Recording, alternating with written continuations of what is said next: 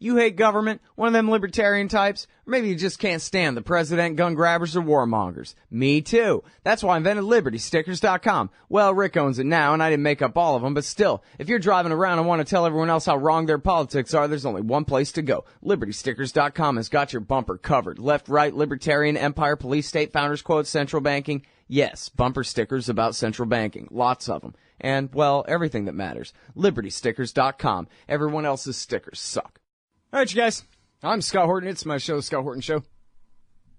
Earlier this week, somebody sent me a tweet with a link to my last interview of Philip Weiss and said, I demand to know how you justify having this man on your show.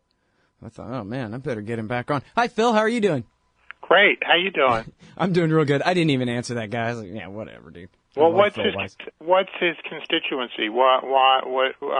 I think he was just kind of a right-wing Zionist nationalist type. I assume that. I mean, you know, I think I clicked on his little description, and that's pretty typical kind of a Glenn Beck fan. Anyway, best I could tell anyway. But yeah, anybody who's going to say, how dare you give a platform to Philip Weiss is pretty much ridiculous to me in the first place. I love giving you a platform because, hey, you're an honest guy and you're interested in the same stuff as me, so. Thanks. Yeah. I don't get a platform a lot of other places, so, hey, I love it. Yeah. Well, listen, your website's awesome. I want everybody to read it. That's really what this show's about. It's about me telling people what to read. Hey, everybody, go read Phil Weiss. See? That's great. That's how it works. That's great. All right. So, and it ain't just you. You got a bunch of great writers over there at Mondo Weiss, too, for everybody to enjoy. Let's talk about politics in Washington, D.C., the politics of the Iran deal. Now, if I understand it right, Phil, correct me if I'm wrong, the House and the Senate, the Republican majority in both houses, they can pass a bill that says no to this thing. They don't need to pass a yes bill for it to go into effect. But they need to pass a no bill to kill it, and they need to be able to override the president's veto when he delivers his promised veto for the bill. So that much, pretty much, I guess, is assumed to be, fait accompli. But then the question is, when it gets to the overriding the veto on the second vote, will they have the votes to override the veto? Will they be able to recruit enough Democrats to destroy the Iran deal? And so then my question to you is, basic ballpark estimate, head counts, whether we're close, whether it's going to be a real battle, whether the president's a shoe-in on this thing now, or what? I think it will be a real battle. I think we're going to win. I think that, and let me emphasize, I'm not a great nose counter. I'm just sort of a consensus follower of the mainstream, and there are real indications that the Democrats that they're counting on, that they would need to override the president's veto, the Democrats they'd need are people like Cory Booker and Chuck Schumer, Senator Kirsten Gillibrand of New York, and I don't think they're going to get them. I think that it's a good sign that Schumer, Cory Booker, and Gillibrand have said nothing so far. They've been studying it.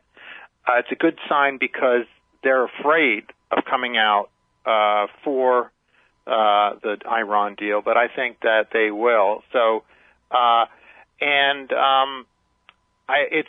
there are signs that the Democratic mainstream, first of all, the Democratic Party voters are for this deal overwhelmingly. Polls suggest anywhere from 50 to 20% against to like 75-12% against. So the Democratic Party, whom these people are members of, these people are members of, is overwhelmingly for. Their constituents are overwhelmingly for this deal.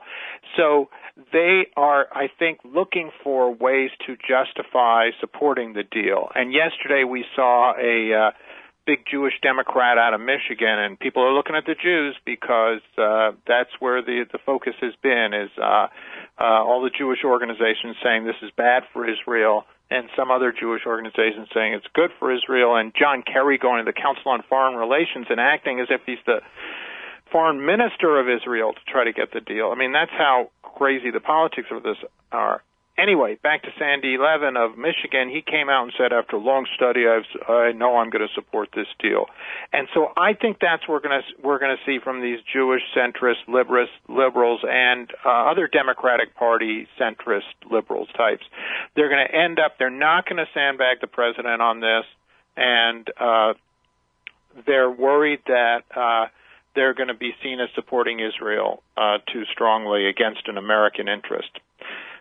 That's my view. I'm very hopeful about it. But I think it will be a battle just because, it's not over till the final vote is counted. And I think Obama's going to be doing a telephone call tomorrow, and Netanyahu's going to be doing a conference call tomorrow, all to Americans, and, again, chiefly Jews, to kind of rally Jewish support for this. And, by the way, American Jews are overwhelmingly for this deal. It's the Jewish organizations that are so pro-Israel that they can't make a move without checking in with the prime minister.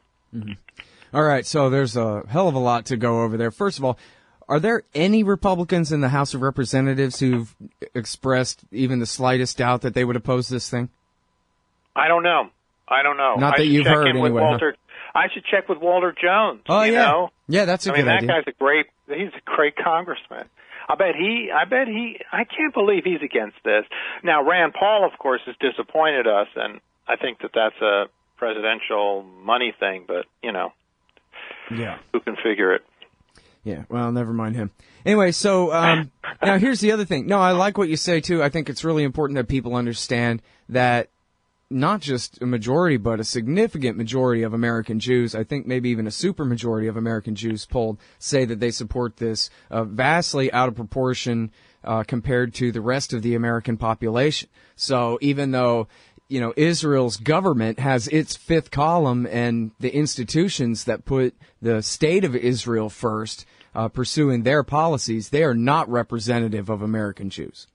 No, they're not, and neither is the Israel lobby representative of American Jews. I mean, again, I always feel funny about wearing my parochial hat when I come on, general interest shows. But I'm interested in what's happening in the Jewish community, and happily, the Jewish community is finally beginning to divorce itself from the Israel lobby. It's going to be a really slow process. American Jews generally support the heck out of Israel. But on this case, this is one instance where American Jews are saying, hey, we're with our president, we're with our country, and the more you say that it's going to be for Netanyahu, I think a lot of Jews in America are kind of freaked out by that. Like, what the heck? Yeah. Well, and of course, there's a major opportunity here for a libertarian lesson for Americans and Israelis and a lot of other people that your country and your government are not the same thing. So if you really put Israel first, then you ought to support the Iran deal, because you'd have to be an idiot or a Likudnik to be against it when it's clearly in Israel's interest, assuming that you accept the premise that there ever was such a thing as a nuclear threat from Iran in the first place. Right. It's a bogus premise. But yeah, I think you're right. I think it's a great point that country and government have a very limited connection in this. And the government of the American Jewish community, it's all these Jewish organizations that are completely unrepresentative. And yeah, the Likud government in Israel is not helping. It's not in the people's interest. And now, so tell me more about this talk that Kerry gave at the Council on Foreign Relations. I saw there were a couple of headlines from it, but I didn't watch the whole thing. Apparently I should have. No, I just think that the takeaway for me is that Richard Haas, the head of the Council on Foreign Relations, says, well, what's so great about this deal? What is it going to do for us? And, how does Kerry answer? Let me read you some of what Kerry says. He says, look, I've been around this thing for a long time, 29 years in the Senate. I'm very proud of the 100% voting record for Israel in the course of that time. And nobody, I think, has worked harder to try to bring peace to the Middle East or to Israel than I did over the last few years. I think I've had more meetings with an Israeli prime minister and more visits than any Secretary of State. Richard Haas didn't ask about that. Yeah. He asked, what's this going to do for us? For us, yeah, but who's us? All right, hang on one second. Yes. It's the great Phil Weiss from MondoWeiss.net. Y'all, we'll be right back. Hey, Al Scott here. If you're like me, you need coffee. Lots of it. And you probably prefer it tastes good, too. Well, let me tell you about Darren's Coffee Company at darrenscoffee.com. Darren Marion is a natural entrepreneur who decided to leave his corporate job and strike out on his own, making great coffee. And Darren's Coffee is now delivering right to your door. Darren gets his beans direct from farmers around the world. All specialty, premium grade with no filler. Hey, the man just wants everyone to have a chance to taste this great coffee. darrenscoffee.com. Use promo code Scott and you get free shipping. darrenscoffee.com. All right, y'all, welcome back. I'm Scott Horton. It's my show, Scott Horton Show. I know, I slur my last name, don't I? People always say, what? Horton. Like, here's the who. Honest 100% and all that. On the line is Phil Weiss. MondoWeiss.net is his great website. Thanks, Scott. All about America and Israel and Middle East policy, mostly. We're talking about the domestic politics, the D.C. politics of the Iran deal. And, you know, I read a thing where Ehud Barak, the former prime minister and former defense minister of Israel, defense minister under Netanyahu, said, now, I don't want to contradict the prime minister or anything, but let me contradict the prime minister. And then he goes on to say that he just could not possibly disagree more with Netanyahu's policy of still trying to take on the president over this and demanding that anyone he could possibly get to fall in line behind him in America, and that, you know, that he's openly trying to hijack and use one branch of government in order to stop the president from doing what he's doing, how short-sighted this is for Israel's interests, and that what they ought to be doing now is crying uncle and then trying to have meetings where they get to decide what lines to draw so that they can accuse Iran of cheating later or whatever that, you know, like that. But right. For it to make it where it is so obviously Israel versus America in the capital city of America seems like maybe a bridge too far. And I was wondering, you know, is it really not that obvious to Netanyahu that what a risk he's taking here? Because Barak seemed to say it like, you know, I thought long and hard about this, and it occurred to me that this could possibly be counterproductive here. Right. I mean, I think the answer is that it's obviously counterproductive, and when they lose on this deal, they're going to lose twice because they're going to lose on the deal, and they're also going to fracture the Israel lobby in this country because they've gotten the right-wing side of the Israel lobby to support them completely. And so as to what Netanyahu's thinking, I think that this guy is just this. First of all, the whole country is a spoiled brat. The political culture of that society is a spoiled brat. They've you know, depended on the United States forever and counted on our support. And Netanyahu said it best himself 15 years ago. He said the United States is something that can be easily moved. That's what he believes. And on this one, he's going to end up being wrong. I mean, it won't be easily moved. It would take a lot to move it, and he has not been able to do it. So, well, imagine if he did succeed. What about the blowback from that? We're like, aha, how do you like that, Americans? We killed your peace agreement. Oh, right. Okay, yeah, no, none of us are going to resent that going, you know, on forward from here. Yeah, and have you noticed that they've lost their? They felt they had a fig leaf in the Saudis, you know. They would always say, well, the Saudis are good. They've lost that fig leaf. The Saudis are for the deal, too. Right. So they're completely exposed. And I think even their opposition is going to be, it's just a great moment because they're going to go down and they're going to be exposed. And the right-wing neocon part of the lobby is going to get discredited. Yeah. Well, and I think it's important to, I mean, I don't know whether just regular folks can tell or not, but it seems so blatant to me that the war party's got a bunch of slogans, but they don't want to talk about safeguards agreements at all. They never have. They've, you know, Iran's been under a safeguards agreement all these years. But they don't want to talk about the details of this. They just want to, you know, try to cram Obama's giving them nukes down our throat. And if we're stupid enough to believe that, then I guess we'll go with them. That's basically their plan. Right. And they don't, you know, in the end, I don't think they really care about nukes. I mean, they understand how nukes work. They understand that even if Iran got one, they would never use it. What they want is they want Iran limited as a regional competitor to Israel. And this deal has the potential for bringing Iran back into the community of nations, All that stuff. They're going to be get a lot of money out of it, and they'll be normalized. And then Israel is going to face more and more pressure against its occupation of Palestinian lands, and that's what they're worried about. Yeah, in fact, Netanyahu even said as much in a couple of pieces here. He and Barack both explained to Jeffrey Goldberg back in, I think, 2012, that they're not afraid of a nuclear first strike even if Iran did have nukes. They know Iran wouldn't do that. They're just worried that talented Israelis might go to America for grad school and then stay. Right. And there would be a brain drain, and that's their existential threat that we're supposed to get into a war for. Yeah. I mean, they're going to manipulate us any way they can on this about the Iranians being the Nazis and it being the Holocaust. Mike Huckabee and Netanyahu are on the same page on this one, so claiming that they're the Nazis. But it's absurd. It's just ridiculous, and people aren't that stupid. So I need to ask you about Pollard. What do you think of the Pollard thing? Well, I'm interested to see how this is going to play out, because in the Clinton years, of course, when he was going to pardon Pollard, George Tenet and apparently a lot of the rest of the leadership of the CIA and other intelligence agencies were all going to resign en masse, which was going to be a real bad political hit against Bill Clinton. I mean, that was going to make him the worst president ever. And his whole damn national security state resigned over something like that. Now, whether anybody's holding Obama's feet to the fire, I guess times have changed now. It's sort of a fait accompli, it sounds like, and there's nobody left to oppose it. It would be a parole thing, right? I mean, he's eligible for parole. Yeah, but if the government said, we would prefer that you don't because we think he's still a continuing danger, just like Casper Weinberger said, that would be the end of that, right? All they have to do is say, please don't, and he would not be paroled. Right, so. But I agree with you. I think the security establishment has changed since then. And, I have to say, the guy's been in 30 years. He's in bad health. I think he's paid his price.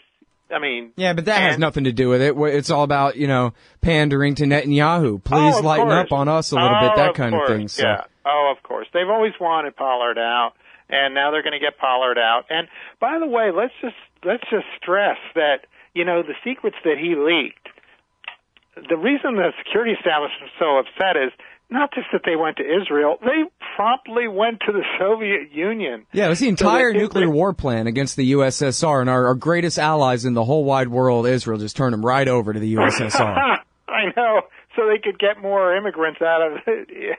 It's just like, and this is one of the great, Israel just, they are so self-oriented, as any of these, countries is. They're just completely self-oriented. They don't give a hoot about what's in our interest.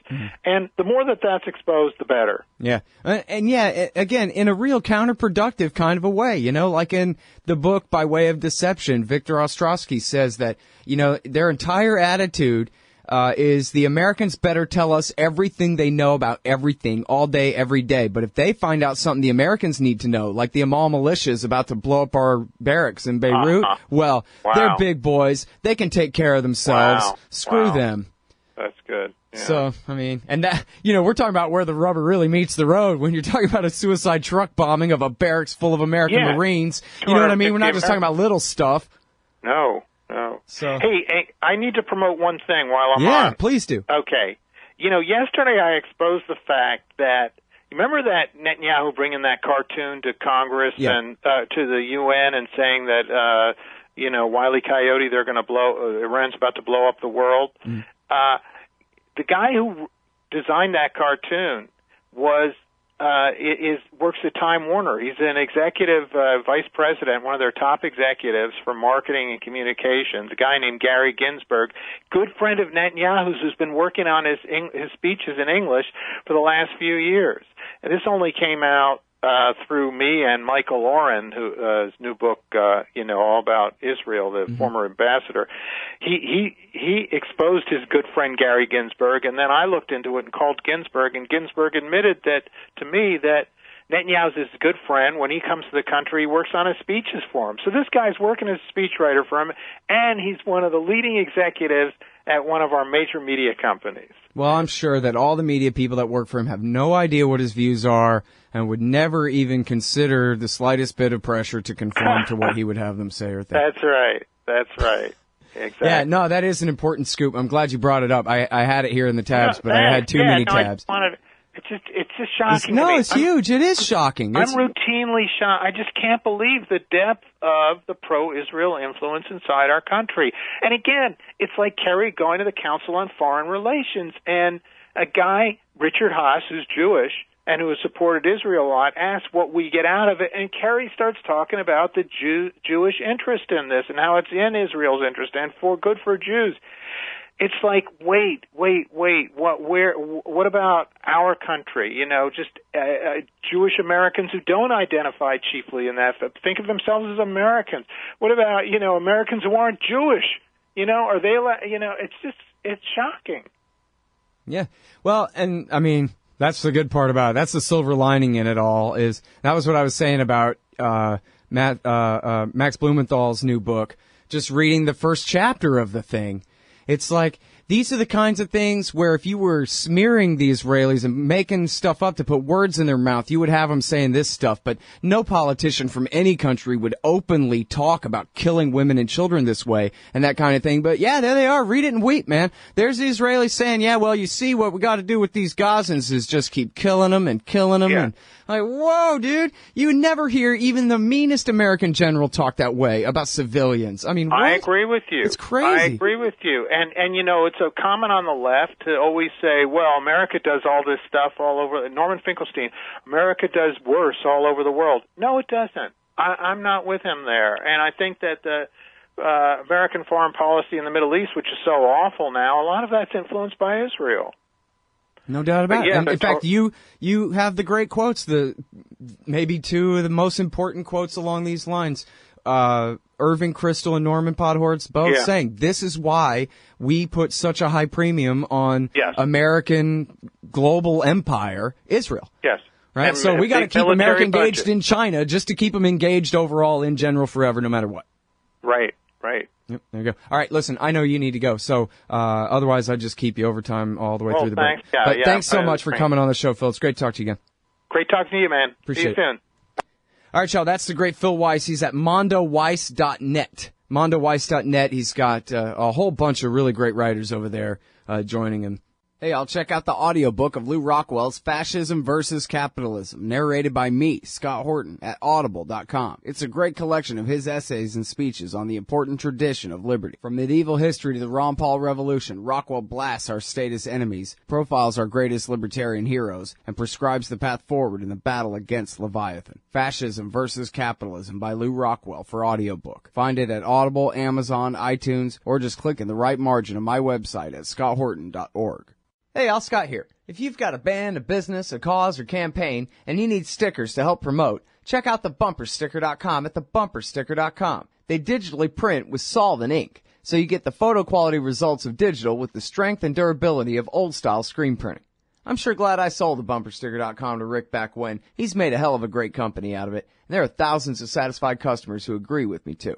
Let thebumpersticker.com help you get the word out. That's thebumpersticker.com at thebumpersticker.com. Hey y'all, Scott Horton here for The Future of Freedom, the monthly journal of the Future of Freedom Foundation at fff.org/subscribe. Jacob Hornberger, tireless champion of liberty and president of the FFF, brings you the best libertarian writers every month on the topics that need our treatment the most. Read Jacob, Jim Bovard, Anthony Gregory, Wendy McElroy, Joe Stromberg, and more every month in The Future of Freedom. It's just $25 a year for the pocket-sized print edition, $15 to read it online. The Future of Freedom, fff.org/subscribe.